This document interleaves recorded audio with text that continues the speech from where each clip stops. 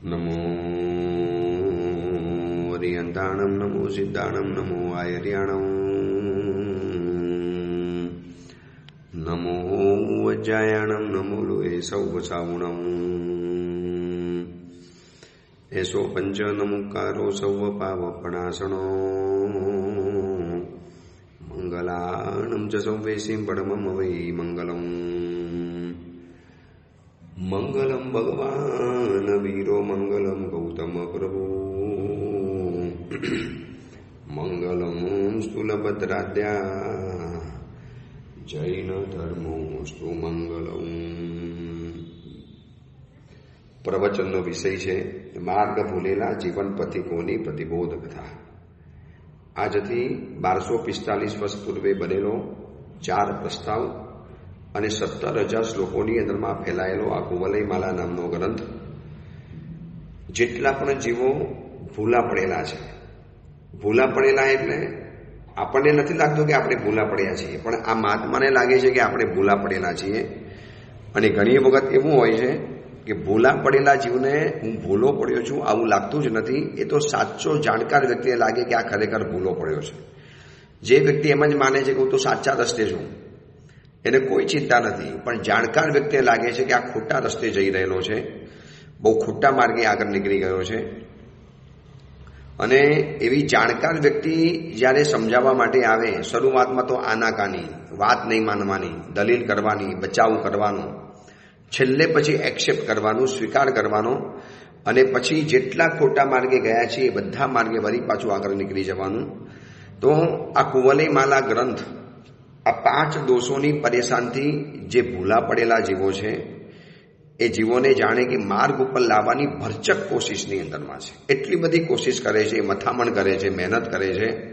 આ ઉદ્યોતન સુરેશ્વરજી મહારાજ સાહેબને શું જરૂર હતી આ ગ્રંથ બનાવવાની? એ પણ 17,000 શ્લોક પ્રમાણ કેટલું વિચાર્યું હશે, કેટલું મગજ કસ્યું હશે, કેટલું મગજનું દહીં કર્યું હશે, કેટલા બધા વિચારોને ભેગા કર્યા હશે ત્યારે આવું એક ગ્રંથનું સર્જન થઈ શકે. આ ક્રોધ, માન, માયા, લોભ અને મોહ, આ 5 દોષ, આ પંચક, અને આ 5 દોષોની પીડાથી પરેશાન થતા જગતને જોયા પછી એમની કરુણામાંથી બની ગયેલો આ ગ્રંથ છે. અને કથાના માધ્યમ દ્વારા આગળ વધતો આ ગ્રંથ આપણે કથામાં ત્યાં સુધી પહોંચ્યા છીએ કે કુવલયમાલાને પ્રતિબોધ કરવાનો આદેશ સાગર દત્ત મુનિવરે કુવલયચંદ્ર કુંવરને આપ્યો. અને કુવલયચંદ્ર નીકળ્યા પણ ખરા. રસ્તાની અંદરમાં સિંહ જોયા જે હવે સાધર્મિક છે, જેને પોતાના ગુરુ સાગરદત્ત મુનિવરની પાસે અનશન સ્વીકારેલું હતું. એ સિંહને નિર્યામણા કરાવી, પોતે એનો નિર્યામક બન્યો. અને નિર્યામણા અને નિર્યામકની વાત આપણે 3 દિવસ બહુ વિસ્તારથી જોઈ. હવે જંગલ તરફ આગળ વધે છે દક્ષિણ દિશાની અંદરમાં. સિંહને નિર્યામણા કરાવી દીધી. સિંહ દેવલોકની અંદરમાં ઉત્પન્ન પણ થઈ ચૂક્યા. અને હવે કુવલયમાલાને પ્રતિબોધ કરવા માટે અમે એવા વિકટ અટવીની અંદરમાં આવીને પડ્યો છે. એટલી ભયંકર અટવી, એમાં મ્લેચ્છોની પલ્લી, એનું જે હિંસક વાતાવરણ, એનું વર્ણન આપણે જોયું. અને આગળ વધતા વધતા હવે ઉનાળાની ઋતુ આવી. એટલી બધી ભયંકર ગરમીની ઋતુનું અહીંયા જે વર્ણન કર્યું છે ને, એમ લાગે છે કે ઉદ્યોતન સુરેશ્વરજી મહારાજ કેટલી બધી ઋતુઓના વર્ણનની અંદરમાં ઊંડા ઉતર્યા હશે કે એમને જે રીતે ગ્રીષ્મ ઋતુના શું થાય, આ ધરતી ઉપર શું બનાવ બનતા હોય છે, આ ગ્રીષ્મ ઋતુની અંદરમાં કેવા પ્રકારના વાતાવરણ સર્જાતા હોય છે, આ બધી જ વસ્તુઓને સ્ત્રી, પુરુષ, પથિક, લોકો, આ બધા જ ઉનાળાના ઘરની અંદરમાં ગરમીમાં કેવા પ્રકારના વિવિધ ભાવોની અંદરમાં રમતા હોય છે, આ બધી જ વાતોને બતાવતા કુવલય કુંવર હવે એ ઉનાળાના દિવસોની અંદરમાં વળી પાછો જંગલની અંદરમાં આગળ વધે છે. એના પાણીની એને ભયંકર તરસ લાગી છે. ઉનાળાનો દિવસ, પદયાત્રા ચાલે જ છે, મુસાફરી ચાલ્યા કરે છે દક્ષિણ દિશાની અંદરમાં એક જ ધ્યેય લઈને કે કુવલયમાલાને જઈને પ્રતિબોધ કરવાનો છે. સાગરદત્ત મુનિવરે કીધેલું છે અને પત્ની બનવાની છે મારી. એટલે કુવલયચંદ્ર કુંવર આગળ વધે છે. પરંતુ આ ભયંકર વિંધ્યાચલ અટવીની અંદરમાં એટલી બધી તરસ લાગી છતાં પણ રાજપુત્ર નિર્ભય રીતે આગળ વધે છે. સાહસિક છે, ડરપોક નથી. તકલીફની અંદરમાં તકલીફ તો આવવાની, પણ એ તકલીફની અંદરમાં મારે તકલીફને વધાવી અને આગળ નીકળી જવું છે, એ ભાવ સાથે આગળ નીકળે છે. કદાચ બીજો કોઈક હોય ને તો એનું હૈયું ત્યાં જ બેસી જાય. એ તો એટલો બધો ડર, એટલી બધી એકાંત, એટલું બધું બીભત્સ વાતાવરણ, એટલા બધા ડરાવણા અવાજો. પરંતુ રાજપુત્ર તરસ લાગી છે હોવા છતાં, આ ભયંકર ડરવાળું વાતાવરણ હોવા છતાં પણ રાજપુત્ર આગળ વધે છે. અને તૃષ્ણાની પીડા અધિક ને અધિક વધતી જ ગઈ. કોઈ જગ્યાએ પાણીનું નામું નિશાન નથી દેખાતું. હવે આવા સમયની અંદરમાં છે ને પોતાનું ભણેલું ભણતર કામ લાગે. અનુમાનથી હવે કઈ જગ્યાની અંદરમાં પાણી હોઈ શકે. હવે આ વિદ્યા અટવીની અંદરમાં કોને પૂછવા જાય? કોની પાસે? વર્તમાન સમયની અંદરમાં હોત ને તો ગૂગલમાં નાખે, મોબાઈલની અંદરમાં નાખી દે, ડાઉનલોડ કરી નાખે એપ્લિકેશન, અને એમાંથી શોધીને પાણી લઈ આવે. જૂના કાળમાં તો આવું બધું હતું જ નહીં. પણ જૂના કાળનું જે શિક્ષણ, જે ગુરુકુલમાં ભણાવવાની જે પદ્ધતિ, અને એ પદ્ધતિના કારણે એવું બધું શીખવવાની અંદરમાં આવતું હતું કે પાણીનું અનુમાન લગાવી અને અનુમાન દ્વારા જાણી લે કે આ જગ્યાની અંદરમાં પાણી છે. હવે રાજપુત્ર વિચારે છે, આંખેથી ભલે દેખાતું નથી, પરંતુ કોક જગ્યાએ પાણી છે એવું ચોક્કસ લાગે છે. જંગલમાં કોક જગ્યાએ પાણી તો હોય જ, જ્યાં જંગલી જાનવરો છે, જંગલી પશુઓ છે. આટલા મોટા જંગલની અંદરમાં જંગલી જાનવરો જીવે છે, એનો મતલબ એ થયો કે પાણી તો કોક જગ્યાએ અસ્તિત્વ ધરાવે છે, પણ ક્યાં છે નથી દેખાતું. હવે તપાસ કરવી પડશે. અને તરસ વધતી ગઈ. આગળ અટવીની અંદરમાં આગળ નીકળતો ગયો, અને ત્યાં એની નજર પડી. અને એક ચીજ પર એવી નજર પડીને એનાથી નક્કી કર્યું કે ચોક્કસ નજીકની અંદરમાં પાણી છે. અનુમાન દ્વારા દેખો, જે ચીજ આજે માણસ ગૂગલ દ્વારા શોધે છે, કોઈ પણ જગ્યાની અંદરમાં જાઓ, લોકેશન મોકલાવો, કોઈ પણ જગ્યાની અંદરમાં જાઓ, લાઈવ લોકેશન મોકલી આપો, બસ અમારે પહોંચી જવાનું. અરે અનુમાન દ્વારા આગળ વધવાની પદ્ધતિ લગભગ ગુરુકુલ સિવાય હવે લગભગ શીખવાડવામાં નથી આવતી. સ્કૂલોમાં તો આ સિસ્ટમ રહી જ નથી. હવે આ રાજપુત્રોને કેવું શિક્ષણ આપતા હતા જૂના કાળની અંદરમાં, ગુરુકુલોની અંદરમાં કેવી શીખવાડવાની પદ્ધતિ રહેલી હતી. અને કુંવરે નક્કી કર્યું, અને આમ વિચરતા ત્યાં એને વન હસ્તીના પગલાં જોયા, જંગલી હાથીના પગલાં. અને જંગલી હાથીના પગલાં જોયા ને એ ઉપરથી નક્કી કર્યું કે નજીકની અંદરમાં પાણી છે. હવે ખબર કેવી રીતે પડે? માણસના પગલાં, હાથીના પગલાં, પશુના પગલાં, વાઘના પગલાં, એની ફૂટપ્રિન્ટ ઉપરથી ખબર કેવી રીતે પડે કે પાણી છે? પરંતુ અનુમાન. જૂના કાળની અંદરમાં અનુમાનનું શિક્ષણ એટલું મોટું શીખવાડવાની અંદરમાં આવતું હતું. ચોક્કસ અહીંયાથી કોઈક હાથીનું ટોળું પસાર થયું છે, અને એ પણ પાણી પીને આવેલું છે. હવે કેવી રીતે ખબર પાણી પીને આવ્યું છે? કુમારે અનુમાન લગાવ્યું કે હાથીએ સૂંઢ દ્વારા પાણી પીધું હશે, અને સરોવરમાંથી બહાર નીકળ્યા હશે. સરોવર નજીકની જ અંદરમાં હશે. અડાપીડ જંગલોના કારણે, ગાઢ ગીચ જંગલના ઘટ્ટ વૃક્ષોના કારણે ભલે મને દેખાતું નથી, પણ પાણી નજીકની અંદરમાં છે. એનો મતલબ એ થયો કે અહીંયા સૂંઢમાંથી જે ટપકેલા પાણીના જે બુંદ છે ને, એ રસ્તા ઉપર ટપકેલા જોયા. તમે વિચારજો, કેટલું ઝીણું અનુમાન, કેટલું ડીપલી અનુમાન, કેટલી નાનકડી ચીજ ઉપરથી આખું કુલું શોધી નાખે. જેમ આજે પોલીસ છે, અનુમાન દ્વારા આગળ વધતી હોય છે ને. જ્યાં જગ્યાની અંદરમાં નથી સીસી કેમેરા મળતા, નથી ફૂટેજ મળતું, નથી કોઈ બીજા પુરાવા મળતા, તો અનુમાન કરતા છેક ચોર સુધી વ્યક્તિ પહોંચી જાય છે. હવે સૌથી પહેલું તો અનુમાન એને એ કર્યું કે અહીંથી હાથીની ટોળી પસાર થઈ છે. એકાદ હાથી નહીં, ઘણા હાથી હશે.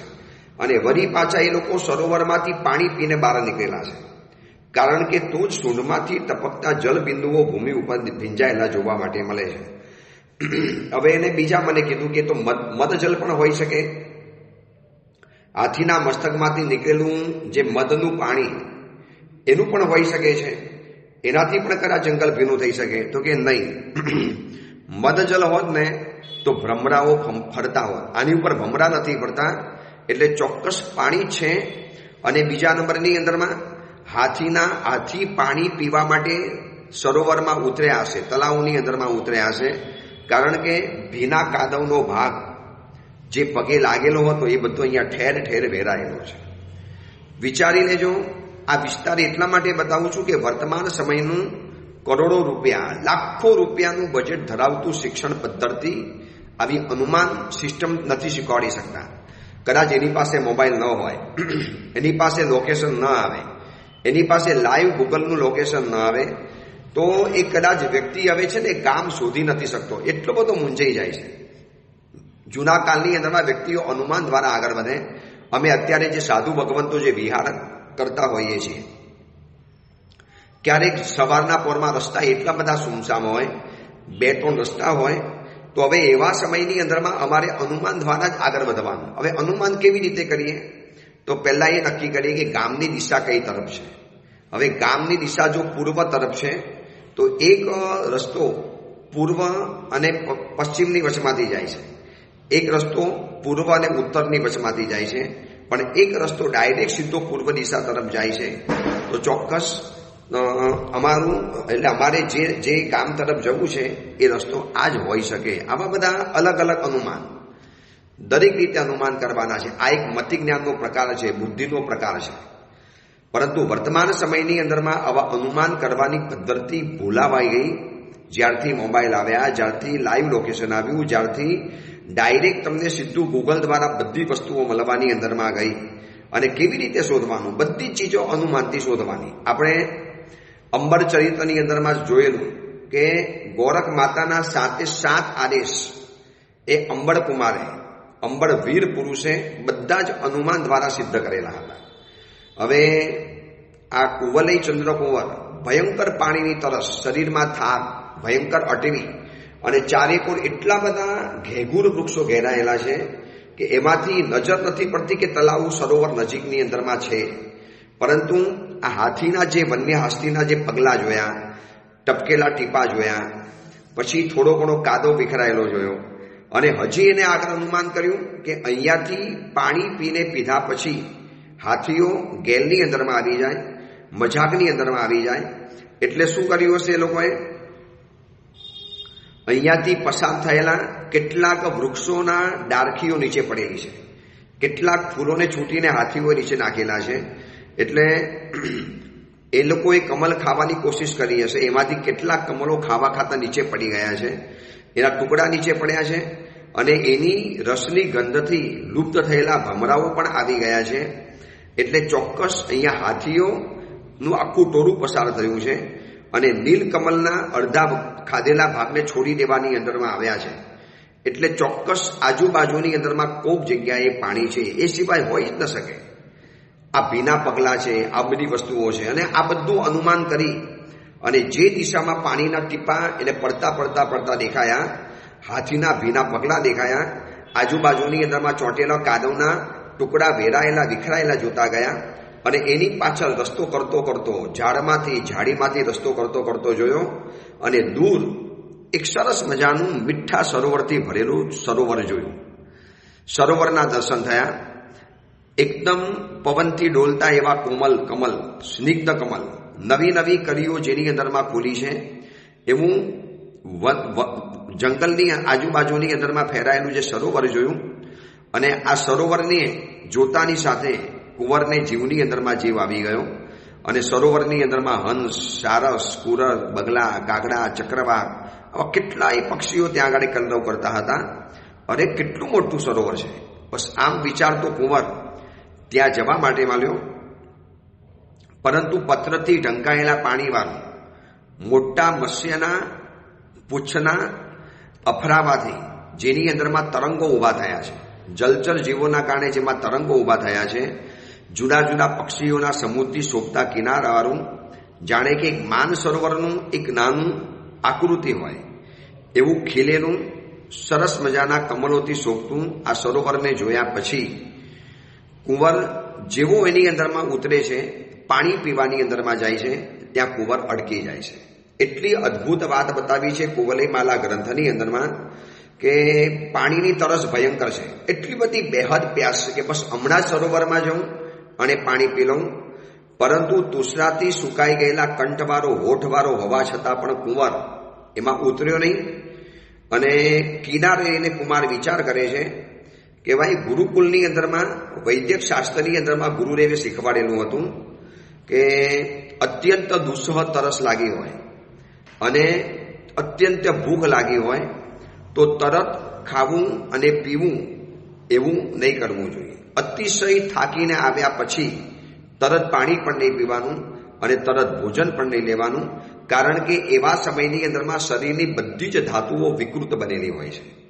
આ વાતને જરા આપણે વિસ્તારથી એટલા માટે જોવી છે કે વર્તમાન સમયની અંદરમાં જે રીતે બીમારીઓ આવે છે, જે રીતે તકલીફો આવે છે, તમે જોયું છે રસ્તાની અંદરમાં માણસ સવારના પોરમાં જોગિંગ પણ કરતો હશે અને હાથની અંદરમાં પાણીની બોટલ પણ હશે, આમ પરસેવાના રેપઝેપ થયેલો હોય, પાછળનું ટી શર્ટ જોવો તો આખું શરીર સાથે ચીપકી ગયેલું હોય, માથાના વારમાંથી પાણીના ટીપા નીચા પડતા હોય અને વળી પાછો થોડીક વાર ઊભો રહે, બે ઢીચણ ઉપર હાથ મૂકીને જરા કડાકા બોલાવે અને પછી ખિસ્સામાંથી બોટલ કાઢીને પાણી પીવે અને વળી પાછી ભાગવાનું શરૂ કરે. આ આયુર્વેદના નિયમ પ્રમાણે, વૈદક શાસ્ત્રના નિયમ પ્રમાણે બહુ મોટો આરોગ્યનો ઘાતક આ પ્રયોગ છે. આ કુવલયમાલા ગ્રંથની અંદરમાં કુવલયચંદ્ર કુંવર વિચારે છે કે ગુરુદેવે કીધેલું હતું કે અતિ પરિશ્રમ કર્યો હોય, અતિ દોડીને આવ્યા હો, અતિ તાપમાંથી આવ્યા હો, અતિ ઠંડીમાંથી આવ્યા હો અને તમારું શરીર એ વખતે આખું અકળાયેલું હોય, શરીરની સાતે ધાતુઓ એવા સમયની અંદરમાં વિષમ હોય અને વાત, પિત્ત અને કફ આ બધાના દોષો એવા સમયની અંદરમાં થઈ શકે છે. એટલે વેદનાથી તપેલા શરીરના જંતુઓ પોતાનું સ્થાન છોડી અને એકબીજામાં મળી જાય અને વિષમ વાતાવરણ પેદા કરે છે. એટલે આવા પ્રકારના વિષમ પદાર્થોવાળા દોષો અને ધાતુઓ વળી પાછા શોભાયમાન થાય અને વળી પાછી નવી બીમારી જીવનની અંદરમાં લાવે છે. એટલે કુંવર વિચાર કરે છે કે મારે ગમે એટલી તરસ લાગી છે, થોડોક સમય તો મારે ઝાડ નીચે વિશ્રામ કરવો જ પડશે. તાત્કાલિક તો પાણી નહીં પી શકાય, ના પાડી છે આયુર્વેદ શાસ્ત્રની અંદરમાં. હવે આની સાથે આપણે આપણી લાઈફને ટેલી કરીએ. જો ક્રિકેટની અંદરમાં રમતા હોય, ગ્રાઉન્ડની અંદરમાં પરસેવાથી રેપઝેપ થતા હોય અને બાઉન્ડ્રી ઉપર બધી બોટલો પડેલી હોય, એમાંથી પણ પાણી પીતા રહે તો આ તો આરોગ્યનું ઘાતક છે. તમારું શરીર અંદરથી તપેલું છે, વાદ, પિત્ત, કફ અંદરમાંથી વિકૃત બની ગયા છે, શરીરની સાથે સાત ધાતુઓ તપી ગયેલી છે, શરીરમાંથી ગરમી નીકળે છે. તો એવા સમયની અંદરમાં શરીરને થોડો સમય ઠંડા પાડવા દેવું પડે. તમે જોજો, જે ગાડી બહુ મુસાફરી કરીને આવી હોય ને, એનું જે બોનેટ, એનું જે નીચેના જે મશીનો હોય ને બોનેટના ભાગમાં, એ બધા એકદમ ગરમ થઈ ગયા હોય, એટલા બધા ગરમ થયા હોય કે તાત્કાલિક એની ઉપર પાણી છાંટો ને તો અંદરમાંથી અગ્નિ પડકે, આગ લાગે. એટલે સમજદાર ડ્રાઈવર શું કરે, ગાડીને થોડી ઠંડી પડવા દે. ઠંડી પડવા દો પછી બોનેટ ખોલી એના એક ઉપરનું ઢાંકણું ખોલી અને અંદરમાં થોડું પાણી નાખે એટલે વળી પાછું પેટ્રોલ પણ શાંત થઈ જાય. આ લગભગ દરેક ગાડીવાળાને ખબર છે. જે નિયમ ગાડી માટે છે એ જ નિયમ છે શરીરની ગાડી માટે.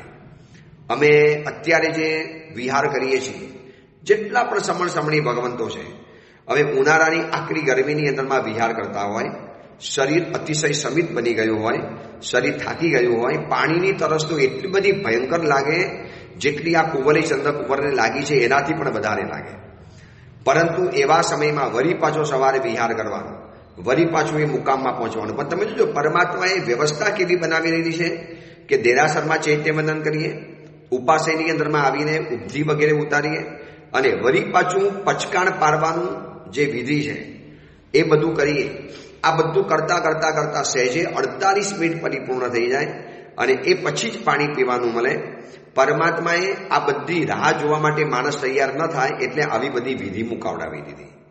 ઇરિયા વૈયા કરો, ચૈત્ય વંદન કરો, પછી પચકાણા પારો, પૌષધ વગેરેમાં હોય તો ગમણે વગેરે કરો અને આ બધું કર્યા પછી ધીરે શરીર શાંત થાય એટલે પછી પાણી પીવું જોઈએ. કુંવલયચંદ્ર કુંવર કહે છે કે હું તો જાણકાર છું, જો હમણાં સ્નાન કરીશ તો આ અત્યારે સમય મારા માટે યોગ્ય નથી.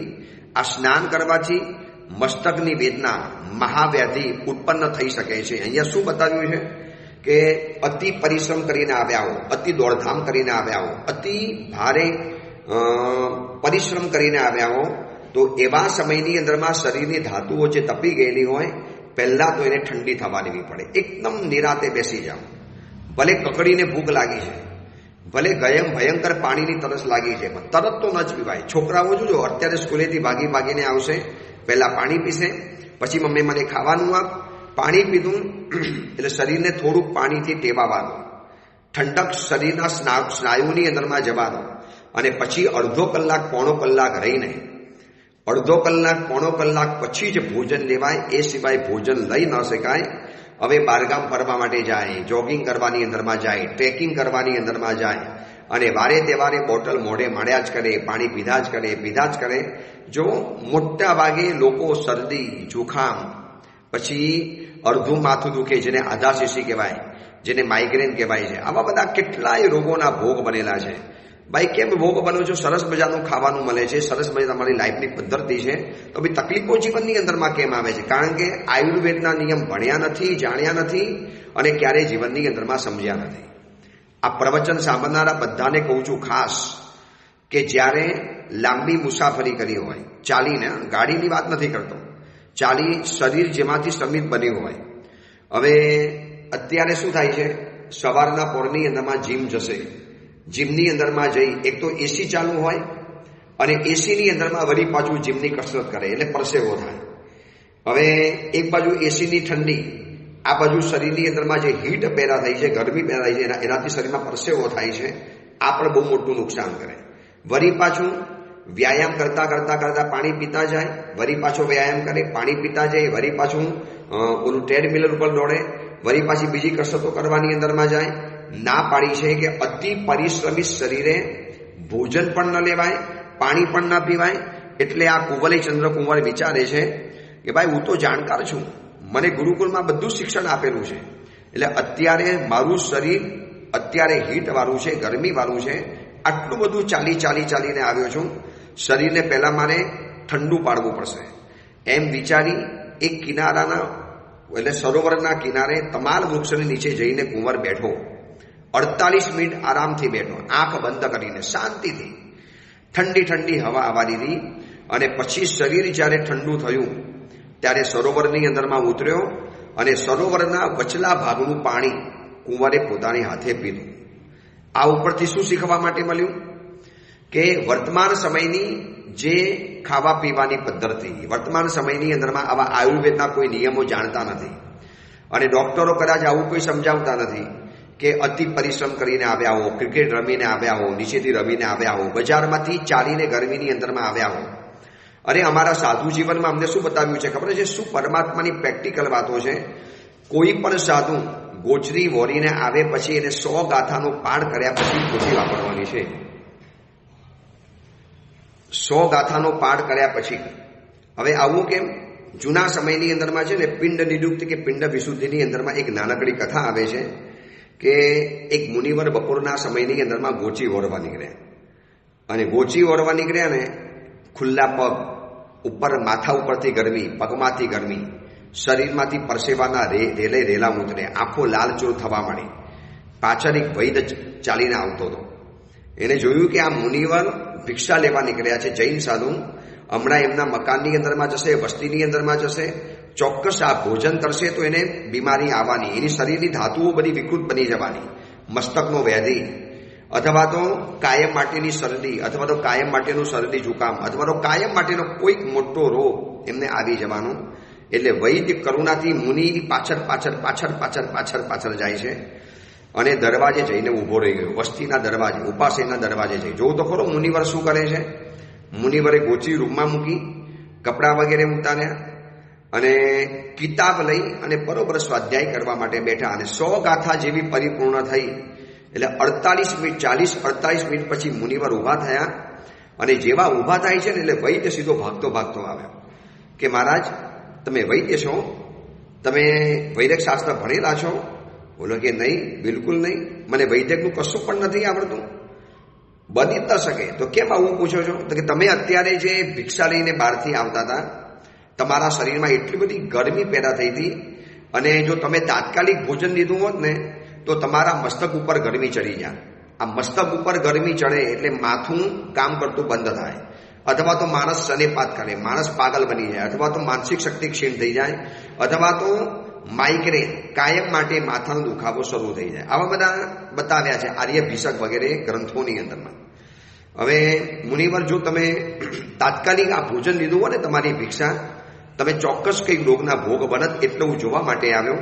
પણ તમે તો જાણે કે વૈદક શાસ્ત્રના જાણકારો એકદમ શાંતિથી ખુલ્લા શરીરે જગ્યાએ બેઠા 48 મિનિટમાં 40 મિનિટને તમે શરીરને ઠરવાડીનું અને હવે તમે ભિક્ષા વાપરવા જાઓ છો, ભોજન વાપરવા જાઓ છો. તો આવું તો અમારા ગ્રંથોમાં લખ્યું છે, વૈદક શાસ્ત્રની અંદરમાં. અને તમે કહો છો વૈદક શાસ્ત્ર નથી ભણ્યા.